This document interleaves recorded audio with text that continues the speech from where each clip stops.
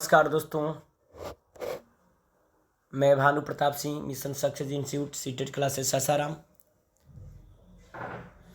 चलिए हम लोग कल जो संस्कृत का टीचिंग का क्वेश्चन गया था उसको कर लेते हैं। ज़्यादा क्वेश्चन नहीं है, 5 से 6 क्वेश्चन हैं, उन सारी चीज़ों को देख लेते हैं। यदि चैनल पे पहली बार होंगे तो आप चैनल को सब्सक्राइब कर लीजिएगा, लाइक करिएगा और अपने दोस्तों में शेयर करिएगा। मिशन सक्सेस सासाराम, बाबू और डेहरी, तीन ब्रांचेज हैं मेरे। चलिए क्वेश्चन नंबर 16, शिक्षक तृतीया कक्षाया छात्रान निर्दिशति, मतलब शिक्षक तृतीय मतलब 3 कक्षा के छात्र को निर्देशित करता है एवं ते प्रदत्त कार्याणि अनुसरति, और जो बच्चे होंगे, छात्र होंगे, उन शिक्षक के कार्य का अनुसरण करते हैं।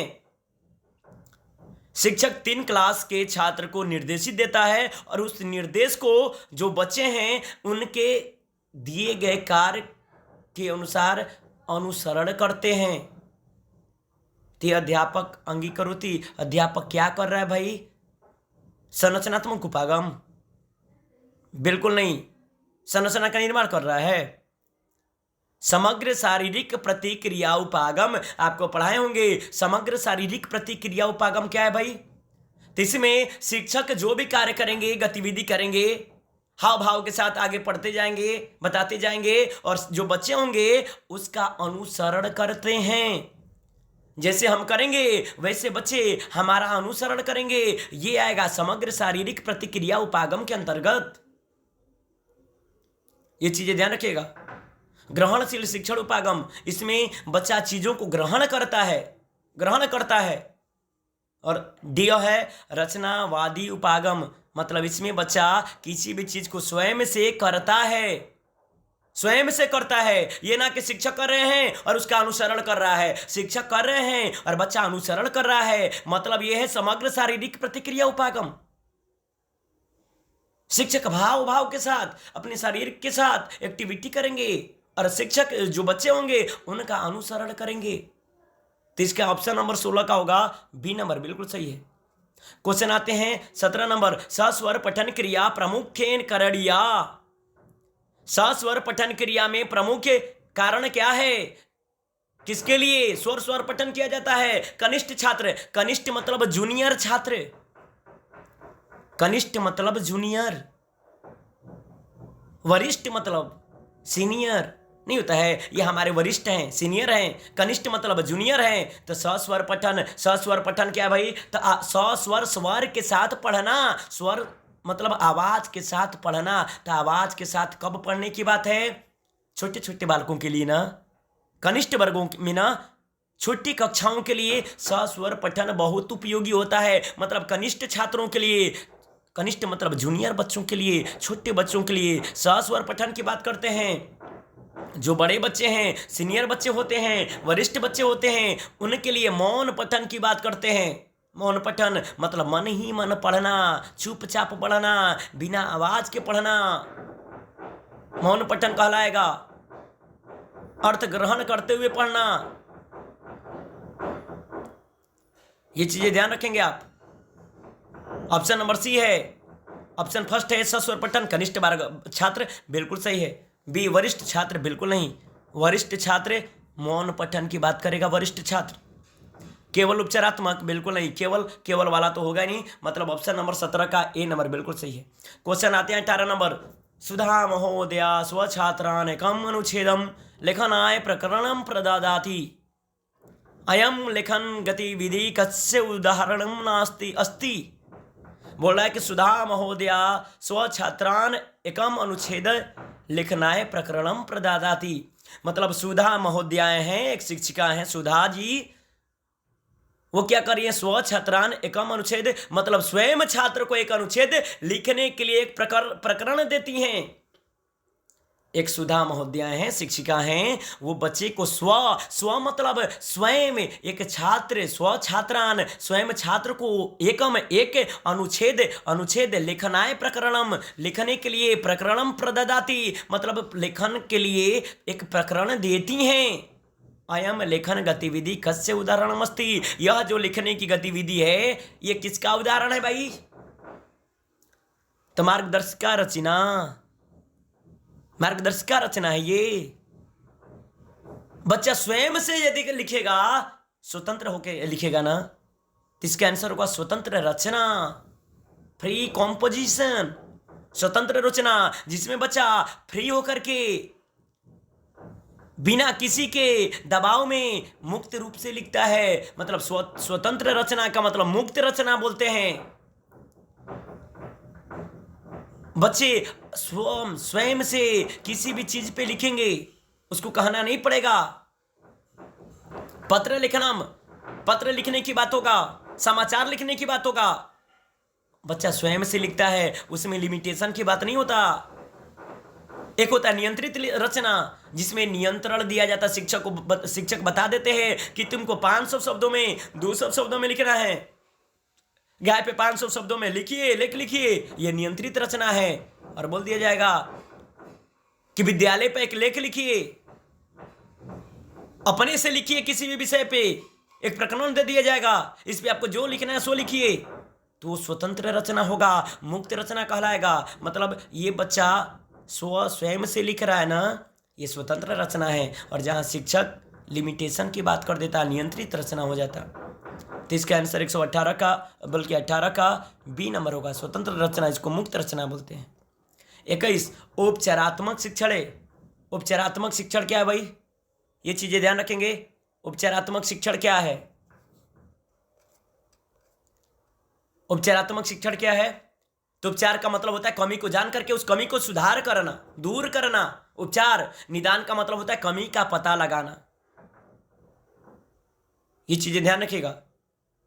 उपचारात्मक शिक्षण, कमी का पता लगा करके उस कमी को दूर कर देना, कमी का केवल पता लगाना। निदानात्मक शिक्षण, निदान, नैदानिक बोलते हैं। नैदानिक क्या है? निदान को ही नैदानिक बोलते हैं। कमी का पता लगाया जाता है, सुधार नहीं कराया जाता। उपचार में सुधार करवाया जाता, कमी का पता लगाने के बाद सुधार करवाया जाता उपचार में। तो उपचारात्मक शिक्षण क्या है? छात्रा स्व निष्पादन उन्नते सहायकम लभ्यते। मतलब छात्र स्व निष्पादन में उन्नति, मतलब उन्नति होगा और इसमें सहायता प्रदान करेगा, लाभ होगा। मतलब सीखेगा बच्चा, सीखना मजबूत होगा, गलतियां सुधरेंगी। बिल्कुल ऑप्शन नंबर सही है। अब 1 नंबर। दूसरा, छात्र अतिरिक्त अंक लभ्यते। उपचारात्मक शिक्षण से बच्चे को अतिरिक्त अंक दिया जाएगा, अधिक अंक में लाभ मिलेगा उसको। छात्रा उत्तर, ऑप्शन सी, छात्रा उत्तर दातु प्रश्न प्रदीयन्ते। छात्र उत्तर देने के लिए प्रश्न दिए जाएंगे।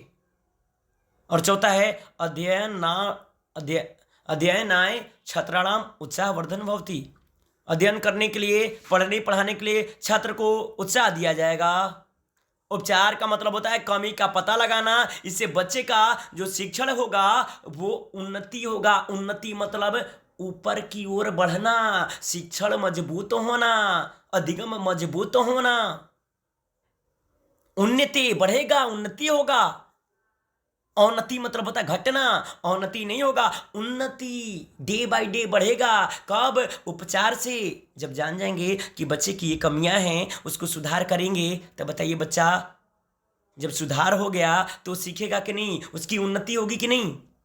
तो इसका 21 नंबर क्वेश्चन का ऑप्शन नंबर ए होगा, बिल्कुल सही है।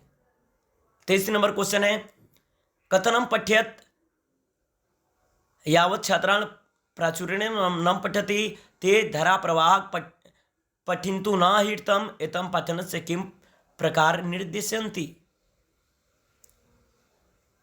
कथनम पठत मतलब किसी भी पाठ में, यावत् छात्रा प्राचुर्येण न पठन्ति मतलब बच्चा प्रचुर मात्रा में नहीं पढ़ता है। यावत् छात्रा प्राचुर्येण न पठन्ति मतलब प्रचुर मात्रा में न मतलब नहीं पढ़ता है। ते धरा प्रवाह पाठक भविन्तु न हितम, उससे जब प्रचुर मात्रा में नहीं पढ़ेगा तो धारा प्रवाह उसका नहीं होगा। एतत् पाठस्य किम प्रकार निर्देशन्ति, इस प्रकार के पठन को क्या निर्देश दिया जाएगा। द्रुत पठन,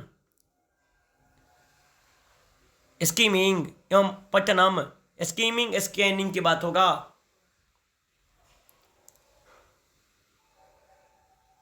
द्रुत पठनम का मतलब होता है वही सरसरी दृष्टि से पढ़ना। आगे स्कैनिंग, द्रुत वीक्षणम।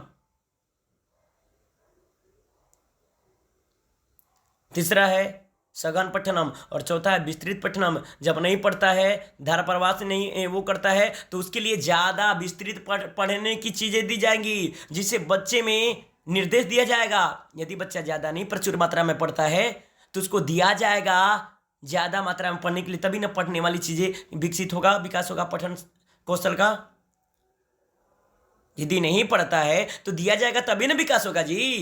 एक बच्चा नहीं पढ़ता है तो उसको प्रचुर मात्रा में विस्तृत पढ़ने के लिए दिया जाएगा, तो क्या होगा, बच्चे ज़्यादा पढ़ेंगे, और जब ज़्यादा पढ़ेंगे तो पठन कौशल का विकास ज़्यादा होगा। 33 का ऑप्शन नंबर डी बिल्कुल सही है। 24 नंबर क्वेश्चन है भाषा अधिग्रहण युक्ति केन प्रतिपादितम। भाषा अधिग्रहण युक्ति, लेड की बात जानते होंगे आप। युक्ति की बात, भाषा अधिग्रहण युक्ति की बात किसने किया है? वाइगुत्स्की, पावलोव नहीं, चॉम्स्की, नोम चॉम्स्की, अमेरिका के मनोवैज्ञानिक, और इन्होंने भाषा अधिग्रहण युक्ति की बात किया, यंत्र की बात किया, लेड की बात किया, लैंग्वेज एक्विजिशन डिवाइस की बात किया।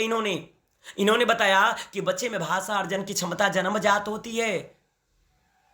भाषा सीखना प्राकृतिक होता है, नैसर्गिक होता है। भाषा सीखना जैविक होता है। भाषा सीखने में साधारण व्याकरण, सार्वभौमिक व्याकरण की बात नोम चॉम्स्की ने बताया है।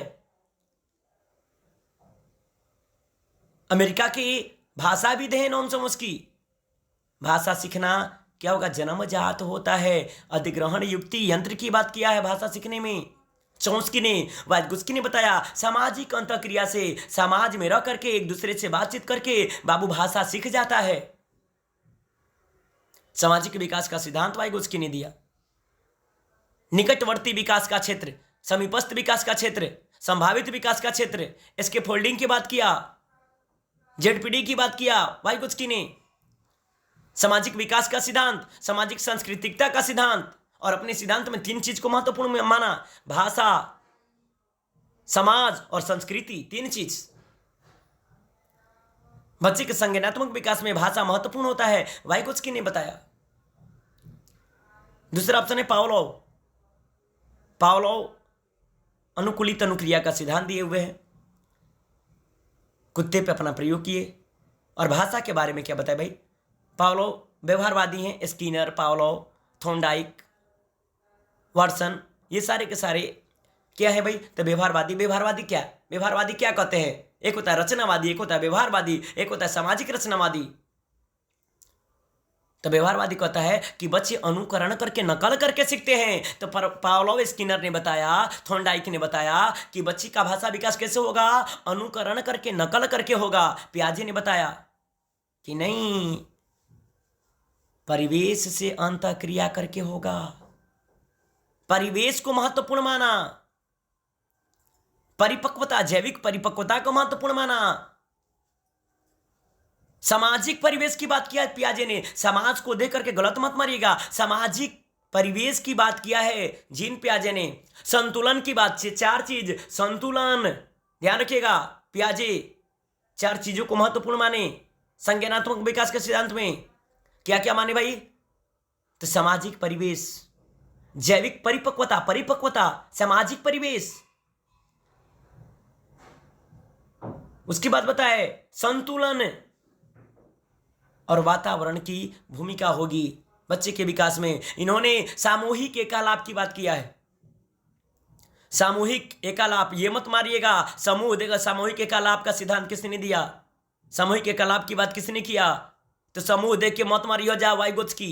सामूहिक एकालाप किसने दिया, पियाजे ने। समूह देख करके आप वाइगुत्स्की के साइड में मत जाइएगा। सामूहिक एकालाप क्या है भाई, तो बच्चा समूह में सीखेगा, लेकिन एक बच्चा 10 के समूह में सीखेगा, और एकालाप मतलब 10 में तो रहेगा लेकिन सब कोई अपना अपना पढ़ेगा। मतलब 10 लोग हम लोग बैठे हुए हैं समूह में, लेकिन सब कोई अपना अपना पढ़ रहा है। राम है, श्याम है, राम अपना पढ़ रहा है, श्याम अपना पढ़ रहा है, लेकिन समूह में एक जगह बैठ के ना, ये सामूहिक कलाप है। और प्याजी ने कहा है, जबकि वाइगोत्स्की ने समूह की बात किया लेकिन एकलाप की बात नहीं किया। वाइगोत्स्की ने बताया कि एक दूसरे से बातचीत करके बाबू सीखेगा, समूह में एक दूसरे से बातचीत करके। वाइगोत्स्की ने बताया कि नहीं, समूह में, लेकिन हर कोई स्वयं से अपनी अपनी जगह पे बैठ करके पढ़ेगा, वो सामूहिक एकलाप है। और ध्यान रखिएगा, जीन पियाजे ने सामूहिक एकलाप की बात किया। प्रतिबिंबित विलंबित अनुकरण की बात किया, अनुकरण विलंबित अनुकरण की बात किया जीन पियाजे ने, और बताया ये संवेदी गामक अवस्था में आएगा, ऑप्शन में नहीं रहेगा संवेदी गामक अवस्था विलंबित अनुकरण, तो मार देंगे पूर्व संक्रियात्मक अवस्था में। लक्ष्य निर्देशित व्यवहार इंद्रिय जनित गामक मतलब संवेदी गामक अवस्था का गुण है, ऑप्शन में नहीं रहेगा, पूर्व संक्रियात्मक की ओर जाएंगे। ये चीजें आप ध्यान रखिएगा।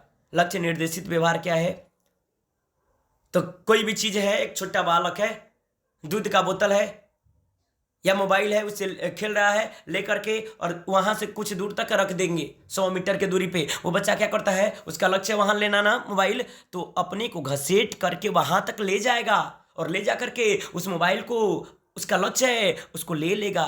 लक्ष्य निर्देशित व्यवहार।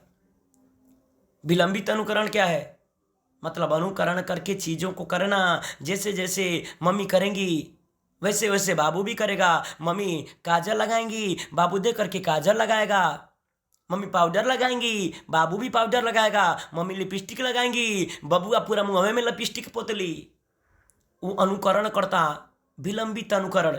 ये संवेदी गामक अवस्था, ऑप्शन में नहीं रहेगा, पूर्व संक्रियात्मक अवस्था की। तो बिल्कुल ऑप्शन नंबर भाषा अधिग्रहण युक्ति की बात करेगा, नाम समझ के ध्यान रखिएगा। चलिए, ये है आपका, बाकी आगे कल पुनः जाएगा आपका क्वेश्चंस, ऐसे ही बने रहिए। इस बार 100% करना है, ध्यान रखिएगा। जितना ज़्यादा हो सके आप समय दीजिए पढ़ाई पे, दुनियादारी छोड़िए। लक्ष्य सबसे ज़्यादा महत्वपूर्ण है, उसके बाद दूसरा कोई है। चलिए पुनः बोलते हैं, एक बार एक लाइक। आप लोग व्यू तो ज़्यादा हो जाता है, देखते तो ज़्यादा हैं, लेकिन लाइक नहीं करते, कमेंट नहीं करते। अब लाइक कमेंट से क्या होता है कि मेरा मनोबल बढ़ेगा। सब्सक्राइब करिए, शेयर करिए, लाइक करिए। Thank you, good night all of you, bye bye.